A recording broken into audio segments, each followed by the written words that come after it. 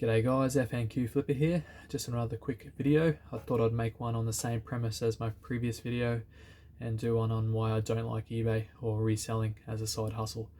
So I have no intention of quitting. I do plan to continue and grow my business into the future. I thought I'd just sort of touch base on some of the cons to the business, but the pros definitely outweigh the cons, so that's why we do it and why I do recommend it. Its main problem is the sort of fun side of it. So that is the sourcing. So where you sort of begin and get hooked is when you sort of find an item that's you've spent probably $2, $5 on it, and it sells for $100. You will sort of find one of those probably in your first week, I guarantee it, and that will get you hooked onto sourcing. You will find it. Whether it's got a good sell-through rate or not, it doesn't matter. You're going to be out there looking for those gems, and they are there everywhere. I at least find one a day, not one a day, one a week, sorry. Just this PS3 game, Fallout New Vegas Ultimate Edition, cost me $5. They've been selling for $60 to $80 to $90 on eBay. That's just run of the mill. I don't get super excited for that anymore, but I'll take them when I get them. But that, when I would have first started, I would have been over the moon. I would have been cheering all week for that. And that's where people get stuck. They will then grab everything they can, build a big hoard around them, and create what's called death pile. It won't get listed. It will sit there in the corner going dusty, and you probably end up donating it back to the same op shop you got it from, or selling it off in one big pile to someone like myself or another eBayer for cheap, and perhaps losing money on it. And it has happened. It does kill people's businesses, just having or failing with motivation or discipline on listing every day and getting those products up onto eBay to sell. You definitely need them leaving your store as quick as you can source them. Basically, you want to be shipping stuff every day. I personally do source every day. I do pretty well only look for those gems, as I am pretty well at maximum capacity in my little storage room. But just sourcing every day and looking for those gems is fun. I do have an hour lunch break, and that's what I choose to do on it. Not everyone can do that. Not everyone has the shops around them to do that. I'm lucky enough to have it, and I'll use it to my advantage. So that is probably the main con, is you sort of failing yourself and not doing the work side of it and sort of focusing on the fun, you're not supposed to stop sourcing. It's just finding the quality items. If you do watch these how-to videos on other guys' channels, I mean, I can make a video on it, but Aussie Flipper, he's one of the best for it. He's got like 30k subscribers, and he's a very good teacher. There is also other people. A lot of Americans do it. Tekken Sports, he's probably the #1 eBayer. Just showing you the sell-through rates, and that's really what you got to hone in on. Seeing that there has been more sold than there actually has been listed on eBay is basically the premise of it. And you know, knowing that something will sell as soon as you list it, that's probably more of a gem in itself than a higher valued item. If you can sell something every minute for $5, is probably better than selling something for $100 every 5 days. So it's pretty easy to sort of get that. That's pretty well the main thing. Other than that is sort of the time. Every side hustle has a time investment. It's just with eBay, especially if you sort of build up that death pile, the time that you do put into eBay is not necessarily transferred into $1 per hour or a mere exchange. It does take time to get the money back out of it.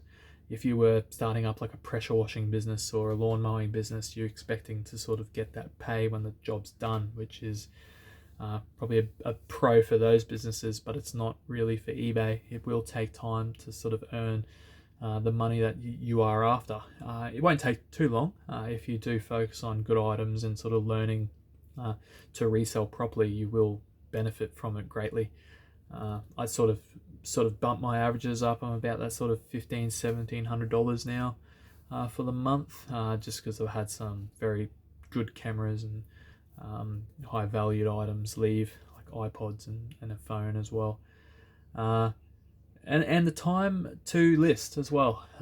It's very time consuming, eBay, but it is up to you to scale it to what you want.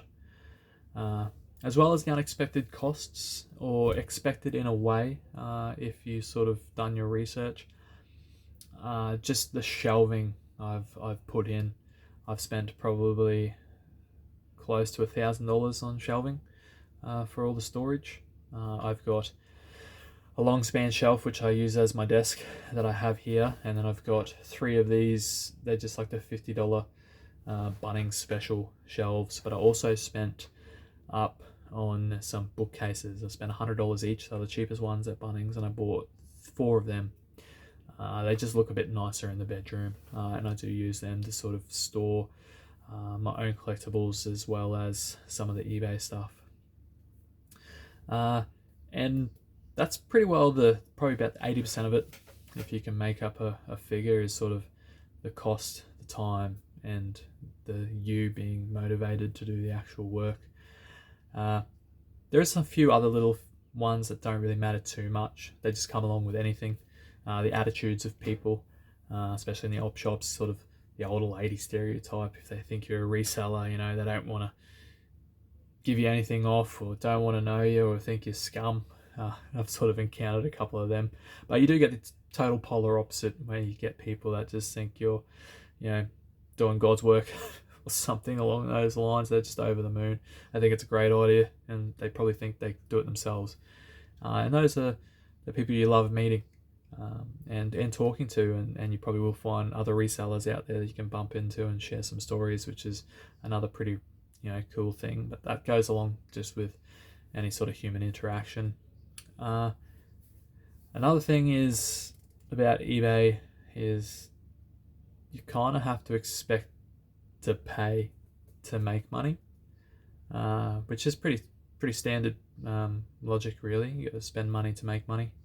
If you do want to make bigger value, you're never always going to find those gems where you spent $5 and you're going to make 100. You're probably looking at maybe 50% of it back in profit. Maybe if you spend 200, you might make $100. Pretty generally, that's a pretty good assumption. Obviously, numbers always fluctuate. Doubling your money is pretty good. You're performing very well if you can do that off every item. And expect to pay some pretty good money if you want to make it. It is an investment. I've definitely pumped in a few $1,000s into it already, and have pulled close to about, I think it's $7,000 out now, which is all right for the few months that I've done it now, leading on to 4. I expect to grow in the next years to come. So when I get those listings up to about 2,000 listings in my store, I expect to be about full-time numbers, which should be about that 60 to 70 grand income, which will be great on top of my full-time already, and should be doable as well, which is the greatest outcome.